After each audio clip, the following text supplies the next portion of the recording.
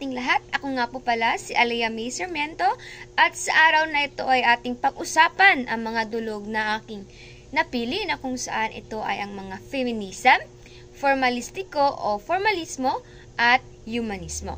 Unang pag-usapan natin ang dulog na feminismo. Ang nobelang isinulat ni Charlotte Bronte na pinamagatang Jane Eyre ay napili ko bilang isang halimbawa ng feminismo sapagkat ito ay patungkol sa isang babaeng determinadong nangangalan na Jane Eyre na ipinagtanggol ang kanyang karapatan at dignidad sa kabila ng mga hamon na kanyang kinakarap sa nobela. Ipinapakita ni Jane Eyre ang kahalagahan ng pagiging independyente at makabayan. Kahit sa panahon kung kailan ang mga kababaihan ay madalas hindi ipinagmamalaki ng kanyang asawa maging ang kanyang pamilya. Ang kanyang karakter sa nobela ay nagpapakita ng lakas at determinasyon na maging malaya at magkaroon ng boses sa sarili niyang buhay. Sa pamamagitan ng kanyang kwento, naipahayag ang mensahe ng pantay-pantay na karapatan at kalayaan ng mga kababaihan sa isang patriarkal na lipunan. Tumako naman tayo sa dulog na formalistiko o formalismo. So, ang tulang sandalanhan aton kinabuhi na isinulat ni Rebellious ay napili ko bilang isang halimbawa ng dulog na ito sapagkat itinatampok nito ang mga elemento ng tula na nagpapahayag ng makulay at tanyag na imahinasyon. Ang tula ay nakaayos sa pamamagitan ng mga estruktura at estilo nito at ang mga salita ay itinatapok ng masalimuot at may kahulugan.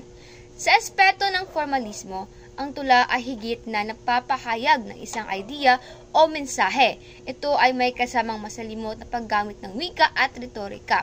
Ang pagkakaroon ng mga makukulay at matalinghagang mga salita ay nagpapahayag ng mataas na antas na pagsanay sa wika.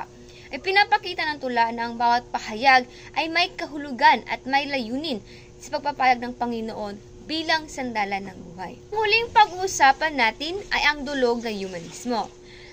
Ang napili kong halimbawa para sa dulog na ito ay ang tulang Kinabuhi na isinulat ni Angela Palomero. Ito ay isang halimbawa ng teoryang humanismo sapagkat ipinaliliwanag ang kahalagahan ng buhay batay sa paniniwala ng makda tungkol sa buhay ng tao. So, ang tao ang nakasentro sa tulang ito. Ipinapakita ng tula na ang buhay ng tao ay mahalaga, kaya't ito dapat pangalagaan. Ang pananaw ng may akda sa buhay ay nagpapakita ng pusuri sa halaga ng bawat individual at ang kanyang pagkikilala sa kahalagahan ng pagmamahal, pag-aalaga at respeto sa kapwa.